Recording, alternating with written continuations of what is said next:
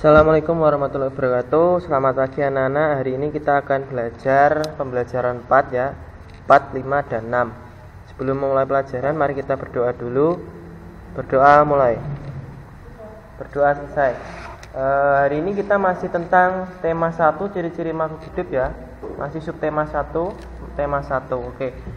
Kita masuki pembelajaran 4, yaitu menyampaikan informasi dari teks lisan. Muatannya adalah bahasa Indonesia. Nah ini, informasi dapat diperoleh dari teks lisan yang kita dengarkan. Maksudnya apa? Maksudnya adalah lisan. Lisan itu adalah sebuah ucapan atau kata-kata dari mulut ya. Jadi kita itu bisa mendapatkan informasi dari seseorang yang berbicara atau seseorang yang menyampaikan informasi melalui mulutnya. Jadi gitu ya, lisan. Lisan ini adalah sebuah kata-kata dari yang keluar dari mulut. Oke. Selanjutnya, informasi itu dapat kita tuliskan dalam kalimat-kalimat yang tersusun dari kata-kata yang sudah kita ketahui maknanya. Jadi, informasi itu dapat kita tuliskan dalam kalimat-kalimat yang tersusun dari kata-kata yang sudah kita ketahui maknanya. Jadi, kalau anak-anak ingin mengerti kata-kata tersebut apa, anak-anak harus mengetahui dulu maknanya itu apa, baru bisa dijadikan sebuah kalimat ya. Selanjutnya,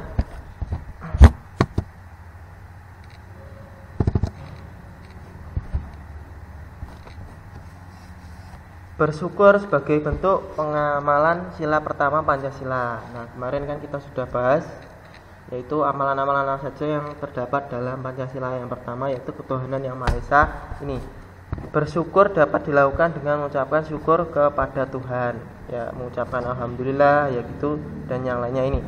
Yang dua, bersyukur juga dapat dilakukan dengan perbuatan. Nah, contoh bersyukur dengan perbuatan adalah merawat karunia Tuhan seperti merawat hewan peliharaan. Nah, di sini ada seorang anak perempuan yang sedang memberi makan atau minum kepada hewan peliharaannya, kucing.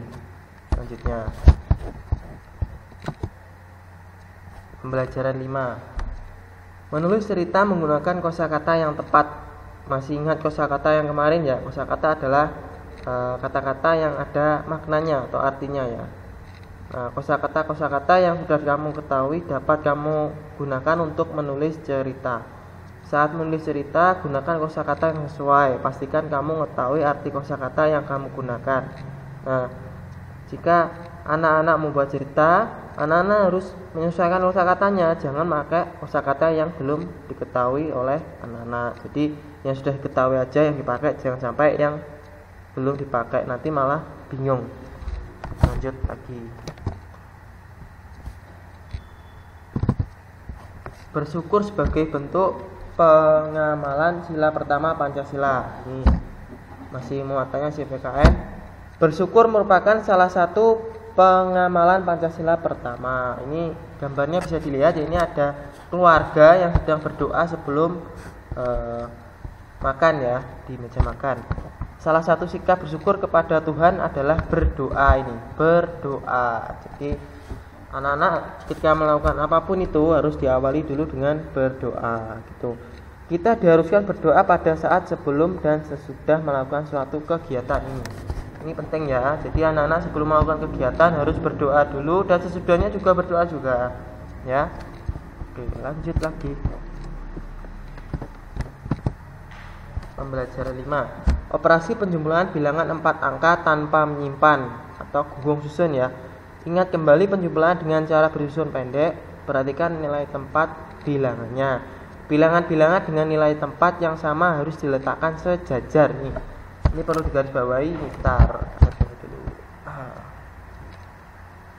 Sini.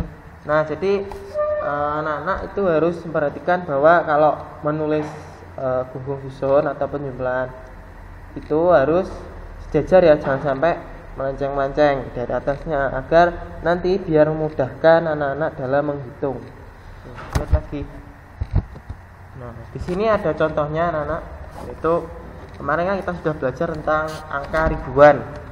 Nah, di sini ada contohnya yaitu 1205 dan 2143. Perhatikan contoh berikut.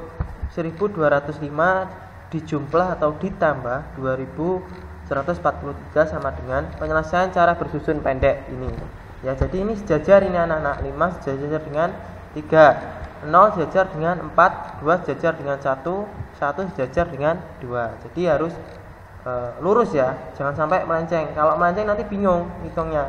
Oke, lanjut ya, kita bahas tentang hitungannya. 5 ditambah 3 sama dengan 8. Ini termasuk apa? Yaitu termasuk satuan ini contohnya. 5 ditambah 3 sama dengan 8. Ia termasuk satuan. Lanjut lagi. 0 ditambah 4 sama dengan 4. Ini termasuk apa? Yaitu puluhan ini. 0 tambah 4 sama dengan 4.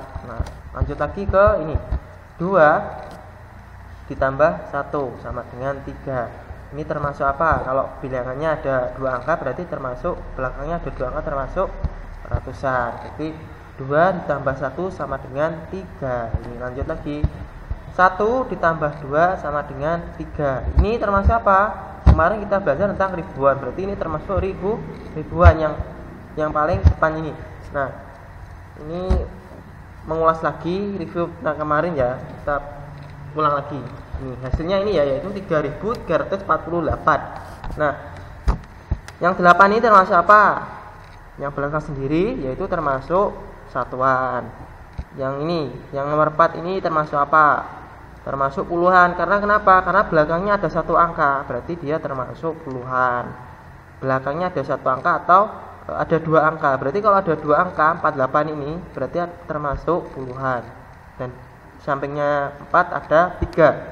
3 dilihat dulu belakangnya ada berapa angka, yaitu ada 1, 2. Kalau ada 2 angka berarti termasuk ratusan. Ya, oke. Betul. Kalau ini yang paling depan 3, terus belakangnya ada berapa angka, hitung 1, 2, 3. Kalau belakangnya ada 3 angka berarti termasuk ribuan. Nah, atau dihitung juga begini, 1, 2, 3, 4. Ada 4 angka berarti ribuan. Lanjut ya, lanjut slide selanjutnya. Pembelajaran 6. Mendeskripsikan gambar menggunakan kata-kata yang tepat. Kata-kata yang kamu ketahui dapat digunakan untuk mendeskripsikan gambar. Nah, kemarin kita waktu Google Meeting kemarin kan Bapak sudah menjelaskan yaitu bahwa informasi itu dapat diperoleh dari sebuah gambar. Nah, kita itu melihat gambar itu sudah memunculkan suatu informasi ya. Kita sudah memaknai bahwa gambar itu terdapat informasinya. Jadi informasi itu dapat diperoleh dari sebuah gambar. Nah, ayo ikuti langkah-langkahnya. 1. Amati gambar dengan cermat. 2. Tuliskan kalimat tentang isi gambar tersebut. 3. Gunakan kata-kata yang sesuai dengan peristiwa dalam gambar. 4. Susun kalimat dengan runtut. Lanjut ya. Nah, ini tugas untuk anak-anak ya. Jadi nanti ditulis di buku tulis, langsung aja pada jawabannya. Jadi nanti soalnya gini, ayo ceritakan gambar berikut. Nah, jadi nanti diceritakan ini kalimat apa. Ini ada perempuan sedang ngapain. Enaknya ini dia sedang melakukan apa ya. Ini sama kucing sedang melakukan apa. Nanti ditulis pakai kalimat ya, diceritakan ini adalah anak perempuan yang sedang apa gitu ya. Nah, seterusnya gimana nanti diceritakan di buku tulis ya. Ini tugas yang pertama. Lanjut lagi, kita masuk ke pembelajaran 6. Bersyukur merupakan contoh pengamalan sila pertama Pancasila. Nah, bersyukur ya, kita harus bersyukur kepada Tuhan setiap hari. Bersyukur kepada Tuhan dapat kita lakukan dengan berbagai cara.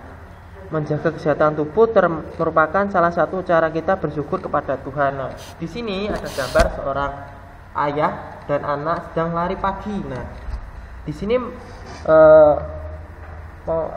memberikan informasi bahwa kita itu harus menjaga kesehatan tubuh kita, yaitu dengan cara berolahraga. Nah, jadi olahraga atau menjaga kesehatan tubuh merupakan salah satu bersyukur kepada Tuhan. Jadi itu termasuk pengamalan Pancasila pertama. Jadi tidak hanya berolahraga saja, yaitu kita itu bisa menjaga kesehatan tubuh dengan apa? Yaitu dengan makan makanan sehat, tidurnya yang teratur ya. Terus itu olahraga juga. Terus minum air putih aja, jangan minum es gitu-gitu ya. Oke. Lanjut lagi ya. Nah, sini Menyelesaikan soal cerita penjumlahan bilangan 4 angka. 1. Untuk menyelesaikan soal cerita penjumlahan, bacalah soal dengan seksama. Nah, jadi kalau anak-anak bertemu dengan soal cerita, nah ya, jadi itu harus dibaca dulu dengan seksama. Seksama itu apa? Seksama itu dengan teliti ya, dengan dipaknai, dimasukkan dalam hati, ya, jangan sampai pikirannya kemana-mana. Jadi itu dibaca dengan seksama. Bacanya itu harus benar-benar baca. Jadi supaya apa? Supaya mengerti informasi dari soalnya. 2. Buatlah kalimat matematika dari soal tersebut. 3. Selanjutnya selesaikan dengan cara yang telah dipelajari. Lanjut. Nah, di sini ada contohnya, nanti ini tugas yang nomor 2 ya. Seorang pelari mengikuti lomba lari maraton dalam 10 menit. Pelari tersebut telah menempuh 4.320 meter. Setelah 8 menit, jarak yang ditempuh bertambah 3.200 meter. Berapa total jarak yang telah ditempuh pelari tersebut? Nah, ini. Dalam 10 menit, pelari tersebut telah menempuh 4.320 meter. Setelah 8 menit, jarak yang ditempuh bertambah 3.200 meter. Jadi caranya diapakan? Nah, ini jika anak-anak belum tahu maksudnya apa, belum mengerti, dibaca berulang-ulang terus soalnya sampai ngerti. Nah, ini seorang pelari mengikuti lomba lari maraton dalam 10 menit. Pelari tersebut telah menempuh 4.320 meter. Nah, ini. Jadi angka yang pertama yaitu 4.320 meter. Setelah 8 menit jarak yang ditempuh bertambah 3.200 meter. Jadi diapakan? Ini sudah ada kata kuncinya yaitu bertambah. Berarti caranya adalah dijumlahkan atau ditambah. Jadi nanti jawabannya gimana? Jawabannya nanti ini ditulis ya, soalnya jangan lupa ditulis di buku tulis. Dan nanti ditulis juga 4.320 meter ditambah 3.200 meter sama dengan berapa? Itu ya. Oke, ini tugasnya nomor 2. Oke, lanjut lagi. Nah, ini ada penyelesaiannya juga sebenarnya, tapi nanti Bapak ingin tahu bahwa kalian itu bisa mengerjakan sendiri ya. Oke, nanti tetap ditulis ya. Ini tak bahas saja, nggak apa-apa. Tapi nanti soalnya tetap ditulis ya. Soalnya dan jawabannya tetap ditulis di foto. Jangan lupa di foto. Oke. Penyelesaian. Berdasarkan soal cerita tersebut, kita dapat membuat kalimat matematika seperti berikut. Nah, ini seperti Bapak yang bilang tadi, yaitu 4.320 ditambah 3.200 sama dengan berapa? Penyelesaian cara bersusun pendek. 4.320 ditambah 3.200. Nah, jangan lupa yang seperti yang tadi bahwa penulisan angka itu harus dijajar. Ini jajar ya, 0 ditambah 0, bawahnya ini 2 tambah 0. Harus jajar lurus ini. Ini lurus ya anak-anak, lurus, jangan sampai melenceng. Oke. Jadi tambah hasilnya berapa? Yaitu 7.520. Kita ulas lagi. 0 termasuk apa? 0 termasuk satuan, 2 termasuk puluhan, 5 termasuk ratusan, 7 termasuk ribuan. Jadi total jarak yang telah ditempuh pelari adalah 7.520 meter. Oke, lanjut lagi. Nih, terakhir. Ini nanti dikerjakan ya, ini juga dikerjakan, ini enggak ada bahasannya, nanti di caranya seperti ini, anak-anak, caranya seperti ini. Nah, caranya seperti ini, digunggung susun seperti ini, jawabannya ya nanti di buku tulis ya. Ayo coba pecahkan permasalahan berikut. Seorang pelari mengikuti lomba lari 10K dalam 30 menit. Pelari tersebut telah menempuh 5.780 meter. Setelah 15 menit jarak yang ditempuh bertambah 4.105 meter. Berapa total jarak yang telah ditempuh pelari tersebut selama 45 menit? Nah, jadi dalam 30 menit pelari tersebut telah menempuh 5.780 ya. Terus setelah 15 menit jarak yang ditempuh bertambah 4.105 meter. Jadi nanti ditambah ya. Ini kata kuncinya itu ditambah. Berarti nanti dijumlahkan dan ditambah.